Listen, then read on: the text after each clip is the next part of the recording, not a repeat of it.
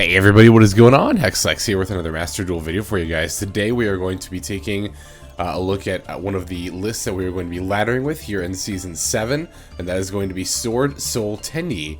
Now, if you're looking at the list here and you're remembering the list that we used during the last season to ladder and rank up, you might be recognizing that, oh, this is the same list from last season. And yes, as the meta has actually not shifted too much from where we were at about a month ago, with Swordsoul Tenyi and Trizu being, the tier 1 decks. Trizu, you could kind of argue, is like, depending on which tier list you're looking at, has fallen a little bit down into tier 2, but I would still consider it like a tier 1 deck. I mean, it and Swordsoul Tenyi being the two. Now, Swordsoul Tenyi, that isn't to say that the gap between them hasn't increased. Swordsoul Tenyi has definitely pulled ahead, is now, as opposed to where it was the slightly better tier 1 deck. Now it's just far and away the better tier 1 deck, but I would still consider Trizu probably just a tier 1 deck. Could be a little bit biased in that, but I don't think many people disagree in that regard. So yeah, this build, like I said, is looking pretty much the same just because the meta is more or less in the same spot. Even the tier 2 decks, I mean, we're seeing mostly Eldritch, mostly Virtual World, a fair amount of Sky Striker. It's ranked ladders, so we'll see lots of Numeron. Danger Kaiju always shows up quite a bit at the start of the season. These games are actually going to be from the end of Season 6, when, as I like to do at the end of the season, I like to play quite a few refresher games with the decks I'm about to ladder with, because it's been, I think, since we got done laddering last time that I've actually used Swordsoul Tenyi, because, we took our time a little bit more, and as a result we got a lot more videos of Swordsoul Tenyi out. So I kind of like to show a variety of decks on the channel, plus I had those new decks, Live Twin and Virtual World, that I wanted to show off as well. So that's why it's been a little bit since we've gotten back to good old Swordsoul Tenyi. But yeah, like I said, I don't know, this list, I think it's still optimized for the meta that we're in. Not first, because it's obviously build 2.2, but when I finally arrived at this list, I decided, we played the 41st card, the second Taia, because I do like having two in the deck. Opening with this card is actually pretty nice a good amount of the time. And on top of that, we're already teched out against the mirror match, and that is probably going to be the most common thing we're going to see as we ladder in Season 7. I could see myself trying to add maybe like a Harpy's Feather Duster if we see a lot of Eldritches. I don't know how popular that deck is going to be. That'll be like a time left to tell kind of a thing. But if there's enough, I'll slot in Harpy's Feather Duster. Not sure what I'd take out at this exact moment. Maybe one of the 3 crossouts, but we'll cross that bridge when we get there. So I do still like 3 crossouts. Anticipating quite a few mirror matches. I think that is going to be the way to go in that regard. And as far as the rest of the build, like, it's pretty standard stuff, right? Like, of course, we're playing Halcoroid online and Protos, and I still like 2 Vessel. This card's a little bricky sometimes. This card's like such a, I feel like, 66% or 2/3 of the time it's really, really good. I don't even know about a third of the time it's bricky. Maybe like 75% of the time you draw it, it's pretty good, but 25% is just a complete brick.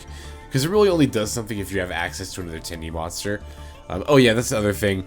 We're still not playing kind of the more fringe tech choices like the Tenyi Spirit Chathana, the level 4 Tenyi monster, or the water one, or what is the other card that I always...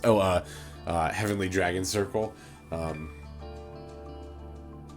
also not playing Denglong in the extra deck, just to get those more fringe options. Like, there's definitely merit to those, and I won't deny that. Or like a second O-Lion, or something like that. But I really still like sticking as close to 40 cards as possible, because I just like opening hand traps. That's always been my reason for liking to stick as close to 40 as possible. It keeps your deck consistent, and then instead of bogging the deck down with extra combo pieces, we're keeping it lean so that we can open hand traps reliably from when we do have to go second, or in addition to our plays. I feel like hand traps are a really important part of Yu-Gi-Oh! And while yes, there are a lot of fun combos you can do with the deck, I think it's more important to make sure that we're building our deck in such a way that we're optimizing our hands as much as possible, because deck building really does affect a lot of that process. There are times when people will complain about like how unlucky they always get their hands, and then you look in their deck and they're playing like 5, 6, 7 Garnets just for these niche kind of win more combos, and it's like, well, you know, there you go. That's your problem. You need to either cut down the number of cards in deck or just play more hand traps or disruption. It's not as fun as comboing, you know, I'll freely admit that, but in order to maintain a consistent win rate, it is something that I think is very important to keep in mind. So, again, yeah, that's why we're at 41. That's why, again, I like to be at 40, but again, this list is so... I really, really like it. I really like where this list is. The extra deck, I am liking pretty much where it's at too. This boar load slot could still be something else. I might actually just try slotting Dragite back in here. Let me take a sip of water here. And yeah, speaking of water, you know, Dragite is a very good card to have in a lot of matchups, and I feel like I would be making it more often than I've been making boar load, which is not at all, really. I'm tempted to actually make that change like right this second, but I won't. I do still like the idea of boar load, and there are times where I'm like, oh, I could go into a boar load, but then I realize I just have a better play instead. But that said, boar load I could still see it being useful like in a later game scenario where you can, like, it's later in the game, you've used a lot of resources, including your Halcoroid online, and then you can later make only one level 8 synchro. Well, boar load is a good level 8 synchro to go into if you're only gonna make one, because with Auroradon, it's a 4050 attack monster with an Omni Negate once per turn, you know, 3 times. So that's pretty handy. Rest of the extra deck, I really like the ratios. The 2 Baxia, the 2 Chi-Xiao, the Xiao Feng, of course, the 2 Mugs, and the Shaman, of course, you need those, Yazi, and everything else is pretty, I think, locked into place. So if you're wondering what flexible spots are for this deck, if you want to make some alterations to build, again, the extra deck, this boar load could definitely be something else. You could get away with 1 Baxia. It's very rare that you actually need the second one. I still really like having 2 for games that tend to go longer, but it is pretty rare that I actually summon the second one. So if you wanted an extra slot, you could take out a Baxia if you really wanted to. And then maybe Xiao Feng if you don't have one and want to run something else. But this card is so good. I would consider this a staple to the extra deck, to be honest, personally. Again, you could get away without it, but I personally do consider it a staple. As far as the main deck, Protos, I gotta admit, at this point I do consider a staple. And I think it sees play. What was the... we just did the latest meta-analysis not that long ago. What was the play rate for that in the deck? Wasn't it like, yeah, 83%? I just went ahead and looked real quick. I think that's significant enough that you could call Protos a staple. As far as flexible spots, definitely the 3rd Crossout Designator is a flexible spot. You could argue for 1 Vessel. I've thought about going down to 1 Vessel before, but I do think 2 is pretty good. And I don't know, there's really not that many. I mean, maybe Valor, but I really like having the option to cross it out.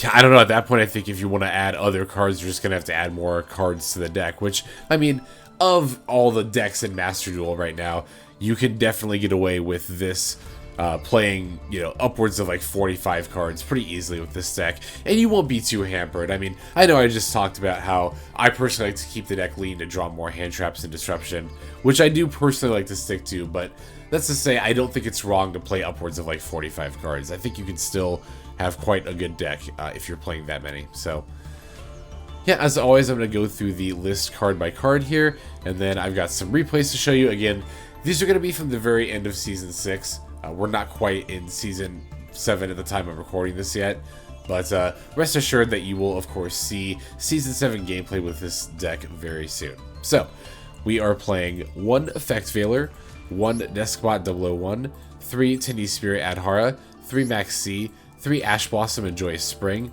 3 Swordsoul of Mo Ye, 2 Swordsoul of Taia, 2 Incredible Ecclesia, the Virtuous, 3 Swordsoul Strategist Longyuan, 2 Tenyi Spirit Vishuda, 3 Tenyi Spirit Ashuna, 1 Nibiru the Primal Being, 1 Archnemesis Protos. Excuse me. Then we've got 2 Vessel for the Dragon Cycle, 3 Swordsoul Emergence, 2 Call by the Grave, 3 Crossout Designator, 2 Infinite Impermanence, and then 1 Swordsoul Blackout. Oh, and the second Imperm is another flex spot. I like having 2, specifically against the mirror match, which I do anticipate quite a bit of, but you can definitely get away with only 1. Okay, down here in the extra deck, we've got 1 Yazi, Evil of the Yang Zing, 2 Baxia, Brightness of the Yang Zing, 1 Boarload, Savage Dragon, 1 Draco Berserker of the Tenyi, 2 Swordsoul Grandmaster Chi Xiao, 1 Chao Fang, Phantom of the Yang Zing, 1 Baron de Fleur, 1 Swordsoul Supreme Sovereign Cheng Ying, 2 Monk of the Tenyi, 1 Crystron Halki Fibrax, 1 Shaman of the Tenyi, and then finally Mecha Phantom Beast Auroradon, of course, for the Hulk Auroradon line. So, yeah, I feel like that covers the deck pretty well. Again, like, there's a lot of options you could be playing in this deck, but I'm going with a relatively standard build. In general, I tend to find that that's the best way to go for consistent games. Again, if you want to throw in some more interesting combo lines, it's certainly valid to do so. But if you want some more in-depth, like, details of how this deck plays, you're going to want to check out the description where you can find links to a combo guide.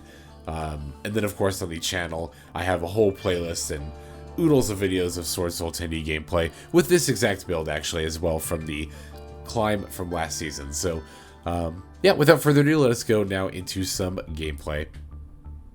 Okay, so this first game is going to be against a 60-card Eldritch Zombie World deck. So this is going to be a quick game, but I wanted to show this one first because it's a very good demonstration of a typical going first opening line. So we see our hand here, and this is exactly what we like to see in our opening hand. We've got Ecclesia, a Mo Ye, Protos, Emergence, and Crossout. Obviously, we have a lot of combo pieces. We already opened the Protos, so we don't have to worry about trying to get an Emergence later to search it up. We're able to freely add Blackout with this hand and get a very complete setup. And then we have a Crossout Designator, which is like combo insurance.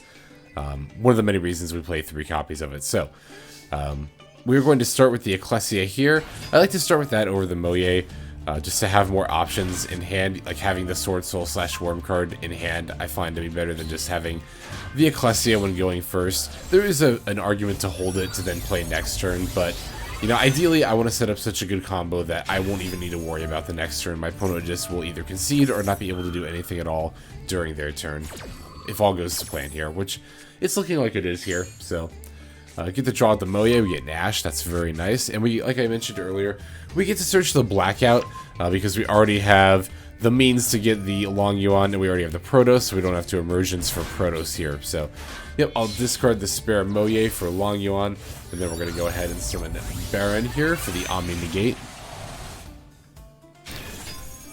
And of course we get the Burn as well, which is very irrelevant effect. Very relevant is what I said. It kind of sounded like I said irrelevant, but no, it is very relevant. Makes it very easy to then OTK on the next turn. So opponent's going to set a card, then activate the Reasoning here. I'll Ash it because this is pretty clearly them just trying to bait my Baron.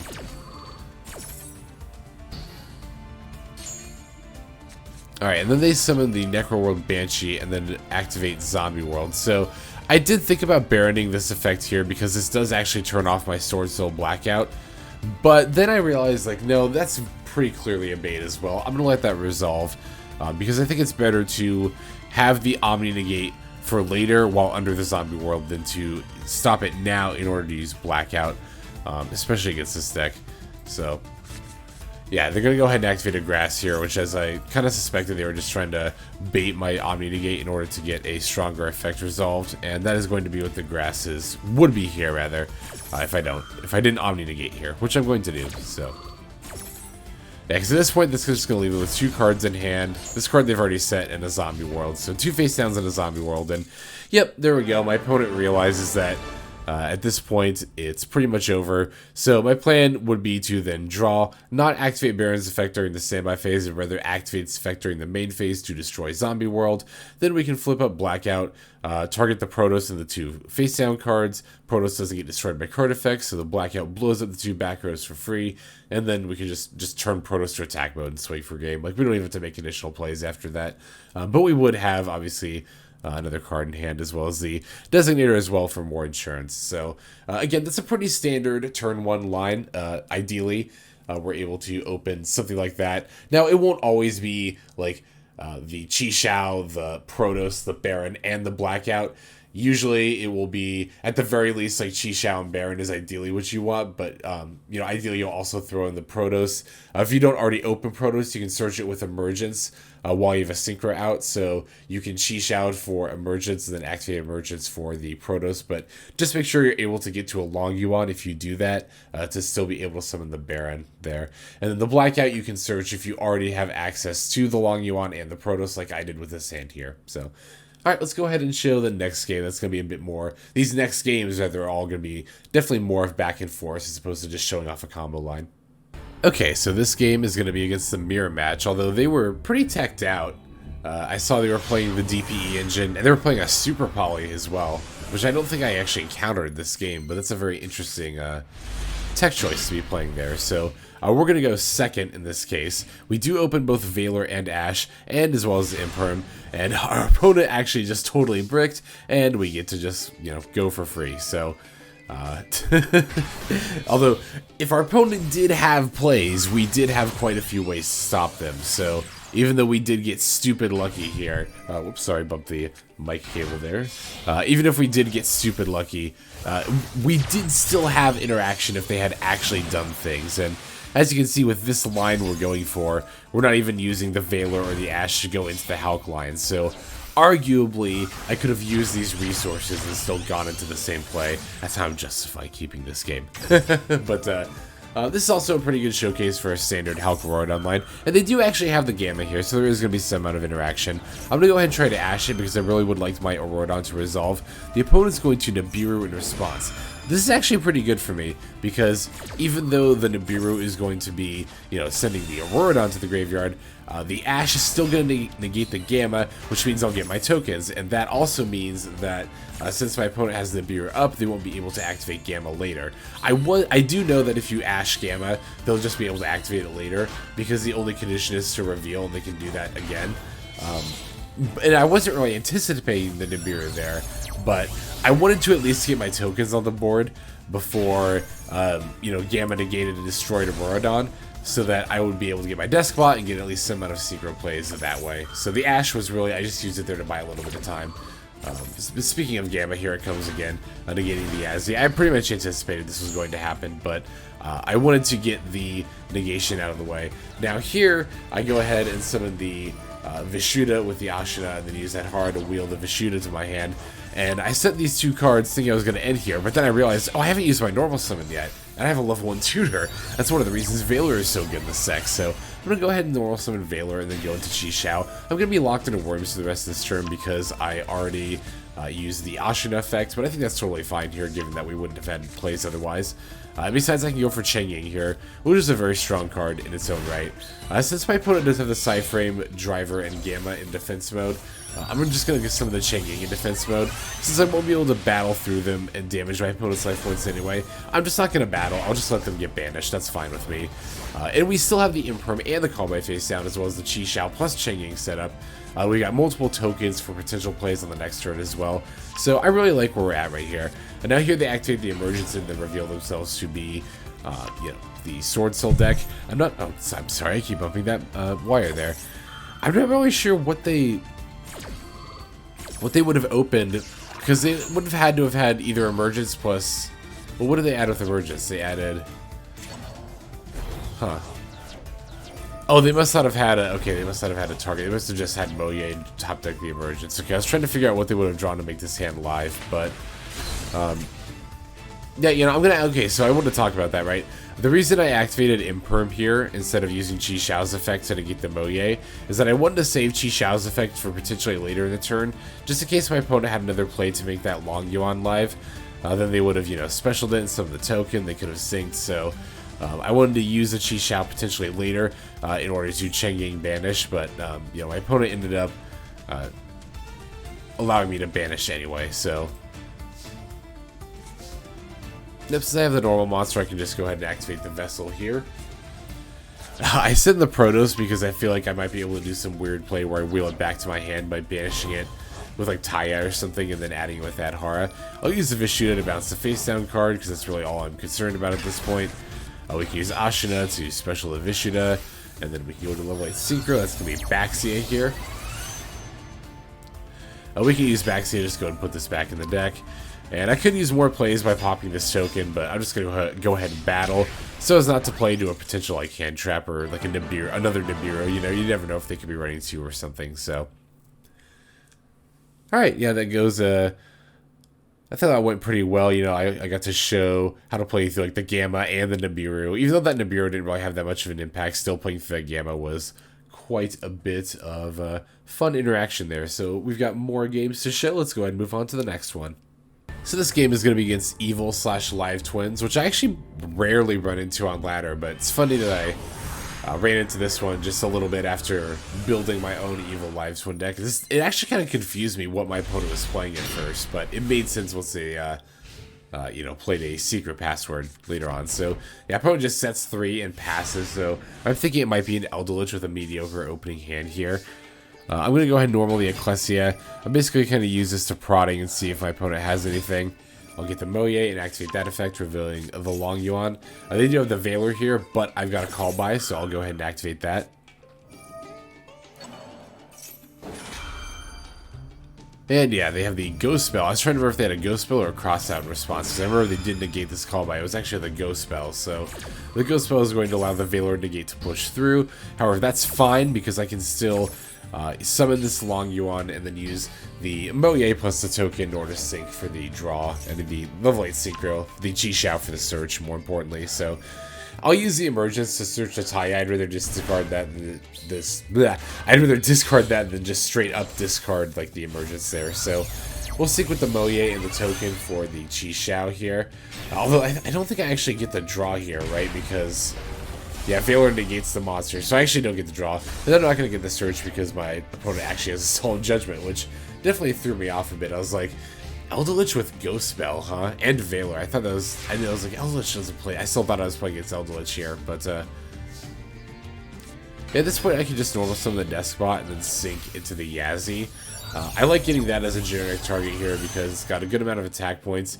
It is going to be 200 lethal, or 200 off of lethal rather, with the burn here, but it's definitely better than the only other thing I can go into with this hand really is Hulk. So the Yazi can't be targeted. If it dies, we get a Worm Monster, and the opponent's only at 200 life points, so I don't think we'll have too much trouble killing them here. Now, we've already got the Longyuan in hand, so it's already looking really doable. I hear they finally activate the secret password. I'm like, oh, it was Evil Twin. Got it. So they'll normal the Kasicli, but I've got the Veiler, or not the Veiler, the Maxx, so I'll just go ahead and activate that in response. And Evil Twin does do a lot of special summoning for control decks, so if they want to make any amount of plays, they're going to have to give me a lot of cards, which my opponent realizes and then concedes, as they probably realize, like, oh, just with the standard setup, like, they can go into an Unchained Abomination to battle over my Yazi, but I'll still get a free search. And then I've got the Longyuan in hand, so even if they had proceeded, and then of course also all the plethora of cards I would have then drawn with Maxx, that's kind of my main point, is that my opponent conceded because, you know, they realized, oh, I'm going to have to give them an insane amount of draws to make a mediocre play, and then I'll probably just die on the next turn anyway. So, alright, let's go ahead and take a look at the next game. Okay, so I actually want to, before we go into the game, kind of show off my opponent's deck, which I actually maybe should be doing this a little bit more often, is showing my opponent's deck before we actually go into the game with him. Actually, yeah, now that I think about it, why haven't I been doing that more often? But I just thought this was interesting. As you can see, we're playing against a relative mirror match. It's definitely more of a pure build. It's very pure in that it's not even running like the DPE line, right? It's just running more like Yang Zing stuff. You know, like the Denglong. But I noticed here in the extra deck, I saw these Blackwing monsters, and I kind of wondered what they were for. And then I realized, like, oh, I've heard about this before. This is the optional line where you can go into a Blackwing full Armor Master, which is pretty cool because it's basically like a Towers, but a level 10 synchro. And by Towers, I mean this effect right here, that it's unaffected by other cards' effects, which makes it very difficult to get rid of, especially given that it's got 3,000 attack points. And of course, it's also got a pretty nasty effect to take control of the opponent's monsters as well. So, not just take control, but then you don't even give them back, you just blow them up. So definitely a neat little engine that you can that you can potentially, is what I meant to say, throw into the Swordsoul deck. Just a cool thing about Swordsouls in general, there's so many different ways to play them. But yeah, we'll go ahead and take a look at this game now. You'll have to forgive me. This is still in that period of where my allergies are acting up. I probably sound a little bit different because I sound a little bit different to myself right now, but... Alright, so we're going to go second, but we do open Maxx. Two of them is pretty meh, but at least we do have one Maxx to potentially activate here, or potentially rather stop the opponent, and if we're going to activate it. Of course it gets Crossout Exterminator because, of course they always have it. C'est la vie, though, such is life. So my opponent is going to combo unhindered here. Interesting that being the case, you must have to open a specific kind of a hand to go into the Blackwing. I'm just kind of interested why they didn't go into it, but maybe it's not always optimal to go into it, who knows. I guess to be fair, they still don't know what I'm playing at this point because I've only revealed the Maxx, so...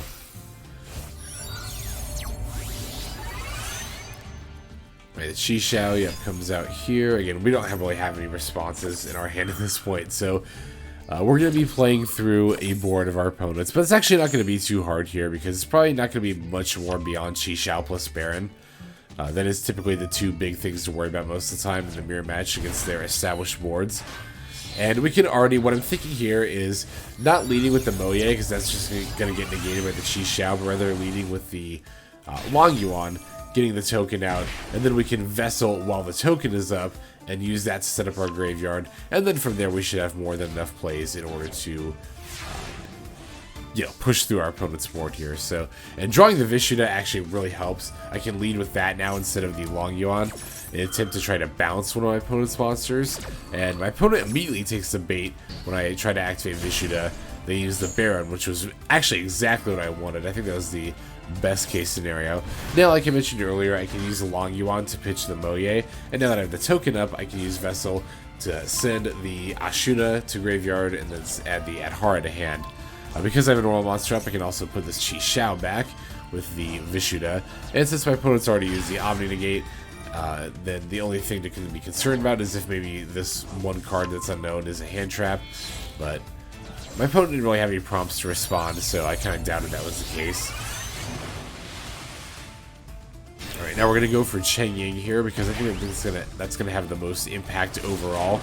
Oh, I actually could have... Didn't I mess up here by activating... Hang on a second, let me see something. I feel like I misplayed at some point here.